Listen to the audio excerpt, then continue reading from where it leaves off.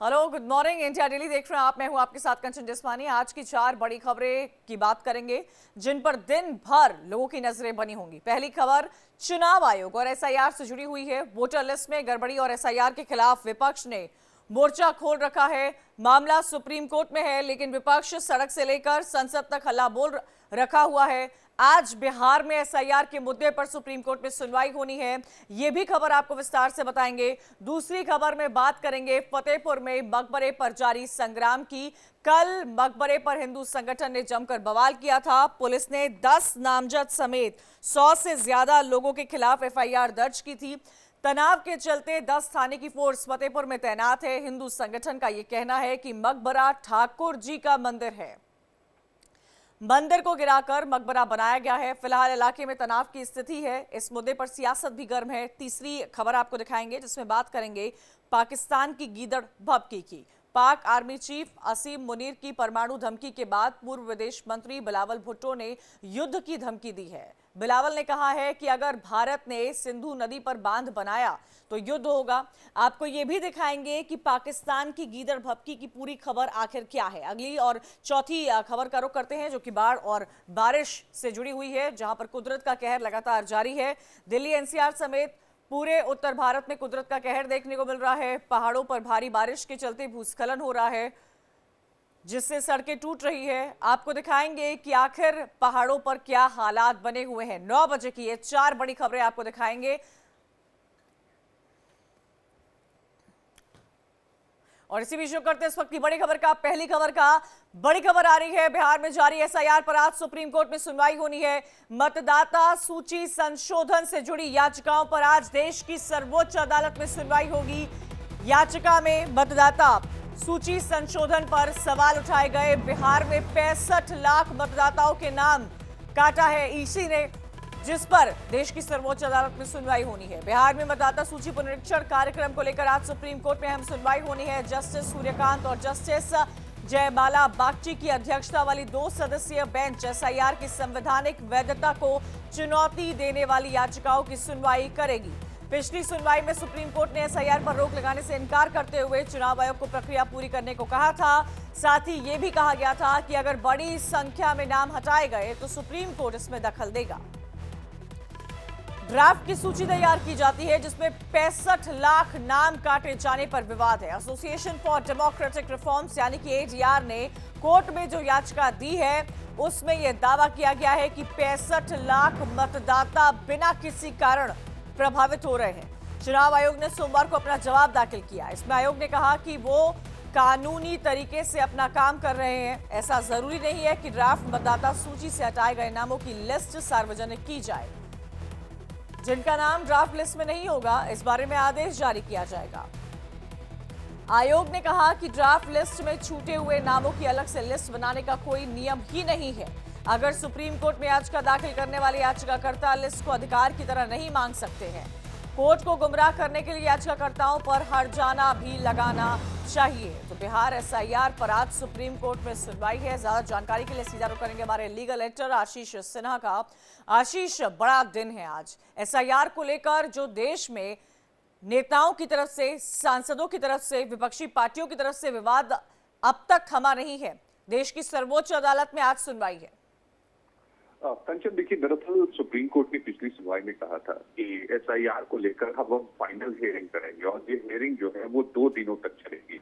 यानी आज मंगलवार को और बुधवार, ये 2 दिनों तक सुप्रीम कोर्ट में सुनवाई चलेगी, जिसमें चुनाव आयोग, केंद्र सरकार और तकरीबन 20 से ज्यादा जो याचिकाकर्ता हैं वो अपनी बातों को अदालत में रखेंगे। सबसे अहम यह है कि 65 लाख लोगों के नाम काटे गए। आयोग की तरफ से सुप्रीम कोर्ट में 2 हलफनामे दाखिल किए गए, जिसमें आयोग ने कहा कि इनको 3 कैटेगरी में हमने बांटा है। पहले, जिनकी मौत हो चुकी है, दूसरा, जो स्थायी रूप से पलायन हो चुके हैं, और तीसरा, जिनके पास 2 वोटर आई कार्ड। तो अब इन 3 को कैटेगरी में बांटा है, जिसमें 65 लाख लोग आए हैं। दूसरी अहम बात चुनाव आयोग ये कह रहा है कि चुनाव आयोग ये बताने के लिए बाध्य नहीं है कि नाम किसके काटे गए हैं। सबसे अहम बात यह है कि क्या चुनाव आयोग ने वोटर आई कार्ड जो पुराने थे उनको, राशन कार्ड और इसके अलावा आधार कार्ड को शामिल नहीं किया। चुनाव आयोग ने साफ तौर पर कहा है कि इनको हम शामिल नहीं कर सकते हैं। बहरहाल आज इस मामले की गूंज सुप्रीम कोर्ट में सुनाई देगी, लेकिन एक दिलचस्प पहलू बताता चलूं अपने दर्शकों को कि सड़क से संसद तक और सुप्रीम कोर्ट के गलियारे में राजनीतिक पार्टियां आवाज जरूर उठा रही हैं, लेकिन अभी तक आज 12 तारीख हो गई है, 12 दिनों में किसी भी राजनीतिक दल की तरफ से एक भी अर्जी जो है वो चुनाव आयोग को नहीं दी गई है, ये कहते हुए कि अमुक व्यक्ति का नाम जो है वो काट दिया गया है। यानी कोई भी जो बीएलए राजनीतिक पार्टी के हैं उनकी तरफ से ऑब्जेक्शन क्रिएट नहीं किया गया है। कुल 6,898 जो है वो जरूर कंप्लेन जो है वो चुनाव आयोग बिहार एसआईआर को लेकर आज बड़ा दिन है, देश की सर्वोच्च अदालत में सुनवाई होनी है। बड़ी अहम जानकारी आप दे रहे थे, शुक्रिया हमसे जुड़ने के लिए। तो बिहार सुप्रीम कोर्ट को लेकर आज एसआईआर पर जो बवाल पिछले कई समय से मचा हुआ है उस पर देश की सर्वोच्च अदालत में सुनवाई होनी है। बड़ी खबर अगली का रुख करते हैं। दिल्ली में कल विपक्षी सांसदों ने वोट चोरी और एसआईआर के खिलाफ जोरदार प्रदर्शन किया है। राहुल गांधी की अगुवाई में विपक्षी सांसदों ने संसद से चुनाव आयोग के कार्यकाल तक मार्च किया था। इस दौरान जमकर बवाल हुआ था। पुलिस ने विपक्षी सांसदों को बैरिकेडिंग लगाकर रोका था, जिसके बाद हंगामा और ज्यादा बढ़ गया। राहुल और प्रियंका समेत तमाम सांसदों को पुलिस ने हिरासत में ले लिया है, जिन्हें कुछ घंटे बाद छोड़ा गया। कई घंटे चले इस बवाल के बाद देर रात विपक्षी सांसदों को कांग्रेस अध्यक्ष खड़गे ने डिनर पार्टी दी है। खड़गे की होटल ताज पैलेस में आयोजित इस डिनर पार्टी में शरद पवार, सोनिया गांधी, राहुल गांधी, प्रियंका गांधी, अखिलेश यादव, डिंपल यादव, मीसा भारती समेत कई विपक्षी सांसद शामिल हुए थे। इससे कुछ दिन पहले ही राहुल गांधी ने भी विपक्ष सांसदों को दावत दी थी। इसी पार्टी में एसआईआर और बीजेपी के वोट चोरी मॉडल के खिलाफ लड़ने का संकल्प लिया गया था। अब क्या खड़गे की इस डिनर पार्टी में चुनाव आयोग को घेरने की कोई नई प्लानिंग तैयार की गई है? दो तस्वीरें आपको दिखा रहे हैं, कल की ये दोनों तस्वीरें हैं। दोनों तस्वीरों को देखिए और समझिए कि इन तस्वीरों के मायने क्या है। उधर मल्लिकार्जुन खड़गे ने होटल ताज पैलेस में डिनर पार्टी का आयोजन तो किया था, जिसमें तमाम विपक्षी नेता शामिल हुए। सारा विपक्ष एकजुट नजर आया। खड़गे ने रात्रि भोज को लेकर क्या प्रतिक्रिया दी है, सुनिए। आप सबको मालूम है, उन्होंने इसलिए जाने नहीं दिए कि इतने लोग आए हैं तो उनके पास कोई जवाब नहीं था वहाँ पर बुलाने के लिए। और दूसरी चीज़ हमने ये बोला कि भाई आप 30 लोग 20 लोग ऐसा मत पूछिए, हम सब लोग मिल के आए, एक बड़े हॉल में अरेंज करो, हम अपनी बात रखेंगे और आपके पास क्या कमियां हैं हम बताएंगे। लेकिन उन्होंने किसी को बुलाया नहीं, सेलेक्टेड लोगों को आओ बोले। सेलेक्टेड लोगों को अगर हम भेज देते तो अलग अलग पार्टी के लोग नाराज होते हैं, इसीलिए हम वहीं पर उनको बोले कि बढ़िया एक हॉल बनाकर हमसे संवाद करो। वहीं खड़गे के घर रात्रि भोज में सपा सांसद अवधेश प्रसाद भी शामिल हुए। उन्होंने डिनर के बाद क्या कुछ कहा, सुनिए। बहुत सोच समझ के हुआ है। देश को बचाने के लिए देश में करोड़ों करोड़ों जो नौजवान हैं, हमारी वेल्थ है, किसी देश की दौलत हीरा जवाहरात सोना चांदी नहीं हुआ करता, बल्कि हमारे नौजवान हमारे इंसान हुआ करते।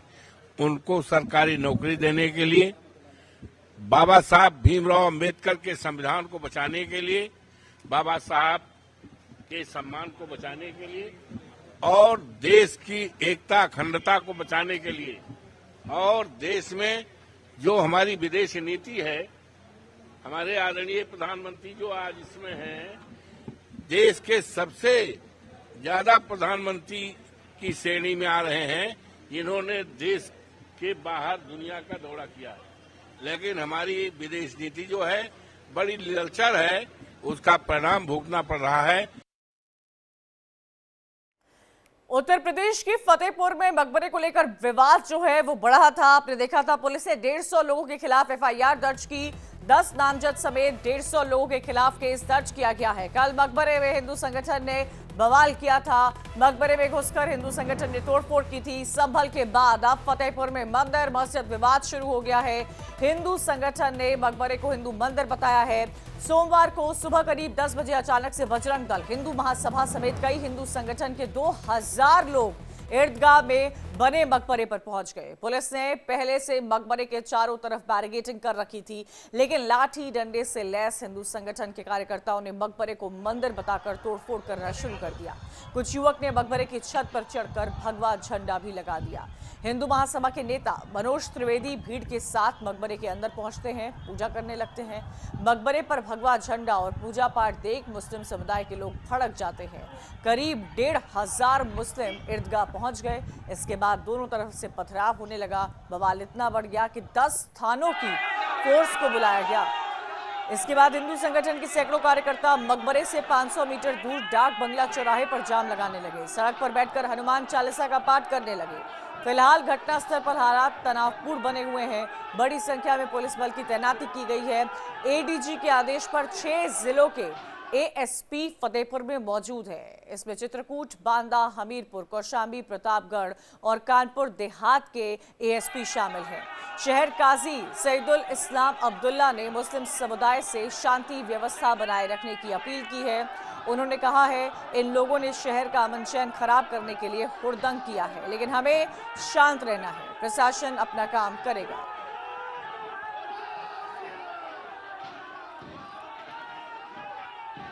तो ज्यादा जानकारी के लिए सीधा रुख करेंगे मनीष पाल, हमारे संवाददाता फतेहपुर से जुड़े हुए हैं। मनीष, आज के क्या हालात बने हुए हैं? कल हमने देखा कल इसी वक्त 10 बजे के आसपास क्या हालात वहां पर बने हुए थे, क्या स्थिति बिगड़ती हुई जा रही थी। पुलिस भी उस वक्त तक कंट्रोल नहीं कर पाई थी, लेकिन जैसे जैसे भीड़ बढ़ती गई, अलग अलग समुदाय के लोग वहां पहुंचते गए, पथराव होने लगा, अलग अलग जिलों की पुलिस को बुलाना पड़ा। भारी तादाद में पुलिस फोर्स कल वहां पर पहुंची थी। प्रशासन ने कुछ समय बाद तो स्थिति का कंट्रोल ले ही लिया था, लेकिन इस वक्त की स्थिति वहां क्या बनी हुई है?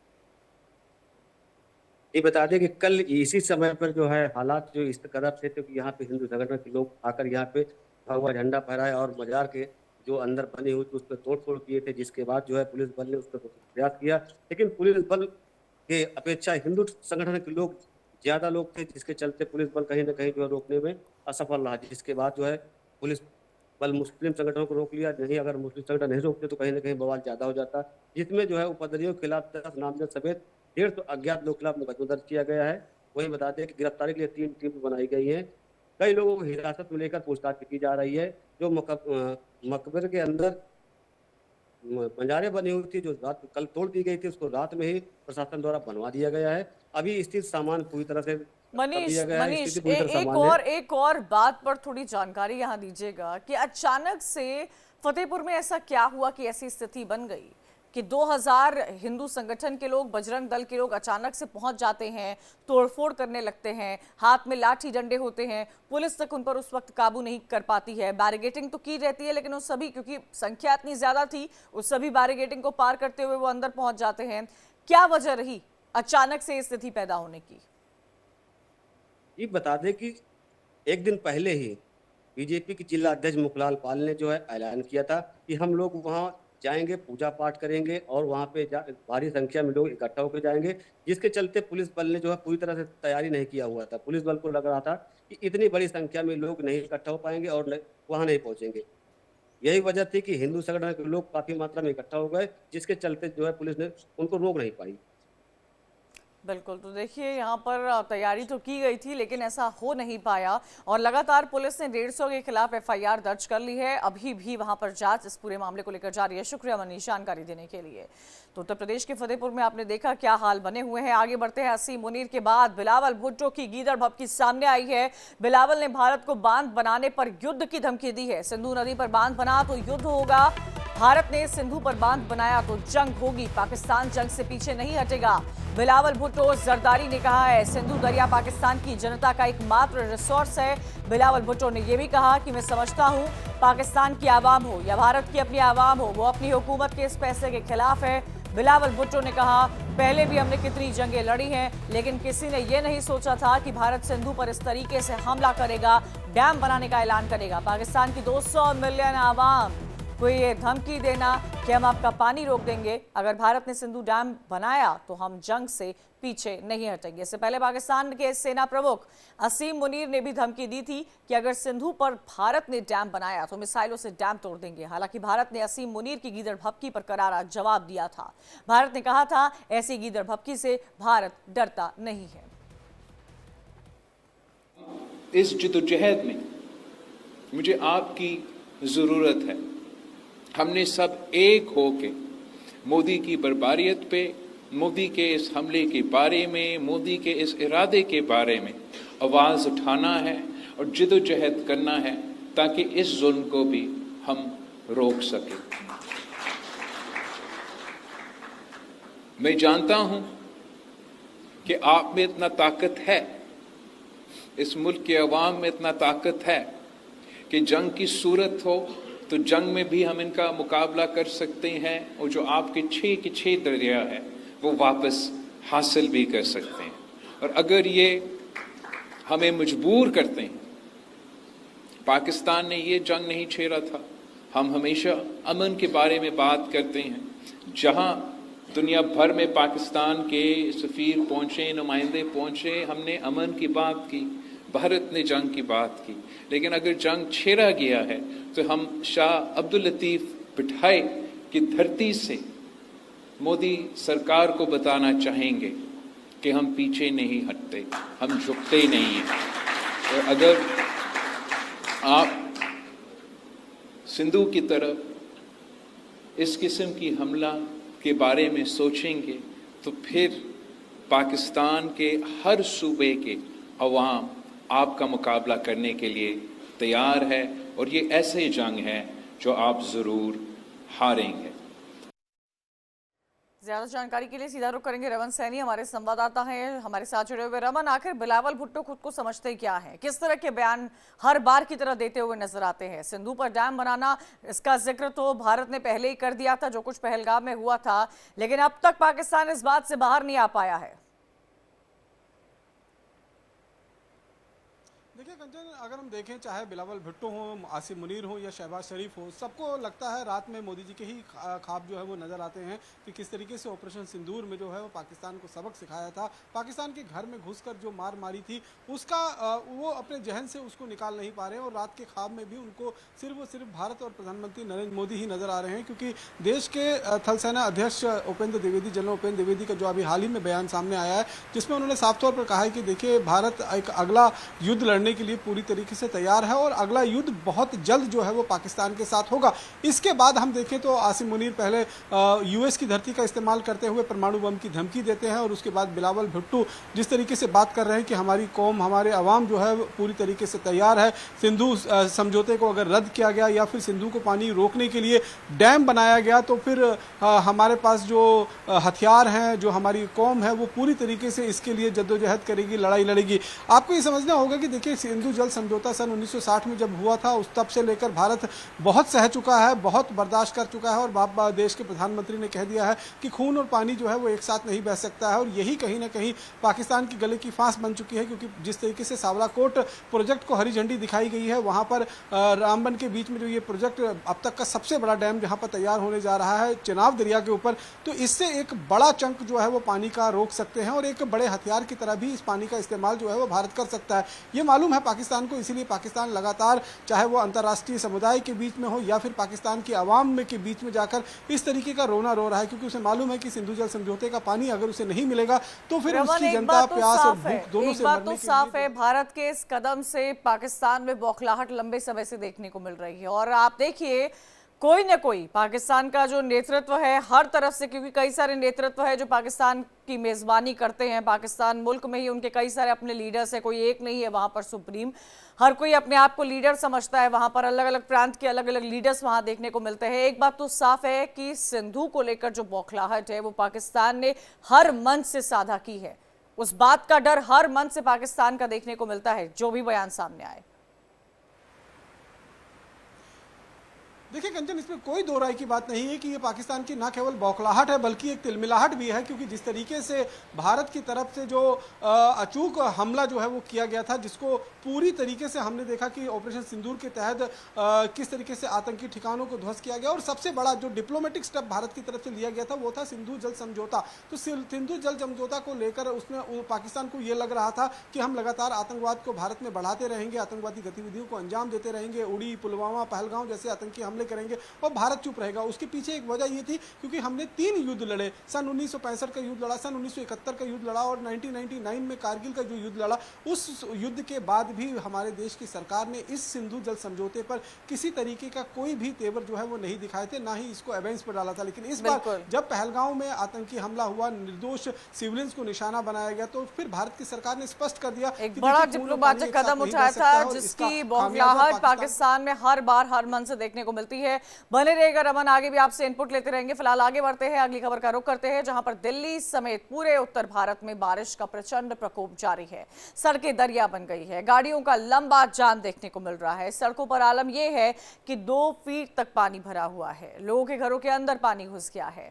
अगस्त में बारिश का विनाश हर तरफ देखने को मिल रहा है। नदियां उफान पर है, गांव के गांव डूब गए हैं, लोगों की जिंदगी दुश्वार हो गई है। दूसरी तरफ पहाड़ों पर भी जनजीवन पूरी तरह से प्रभावित है, सड़कें टूट गई है। सैलाब का सितम ऐसा है कि लोगों को घरों से निकलने में भी डर लगता है। उत्तरकाशी में भीषण तबाही मची हुई है, बादल फटने से सड़कें अब तक सही नहीं हो पाई है। सैकड़ों लोग लापता बताए जा रहे हैं। कुदरत के कहर के सामने जिंदगी बेबस नजर आ रही है। और इसी बीच आपको ये भी बता दें कि वहीं जम्मू कश्मीर के पुंछ में भारी लैंडस्लाइड हुआ है। पुंछ हाईवे पर लैंडस्लाइड से सड़क बंद हो गई है।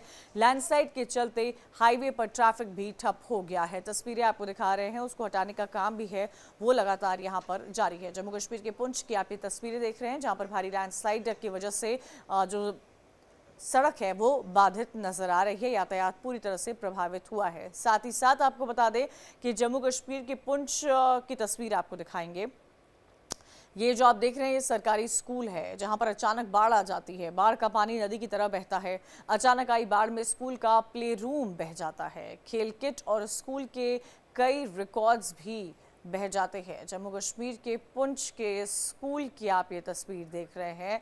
सीधा रमन का रुख करते हैं। रमन, क्या समझा जाए, क्या कंस्ट्रक्शन कॉन्क्रीट नहीं था, या कंस्ट्रक्शन की क्वालिटी इतनी नहीं अच्छी थी, या बारिश ने ऐसा तबाही इस बार मचाई है कि सड़कें, घर, स्कूल के डेटा, रिकॉर्ड्स, उनका जो प्ले किट है वो सब बहता हुआ नजर आ रहा है?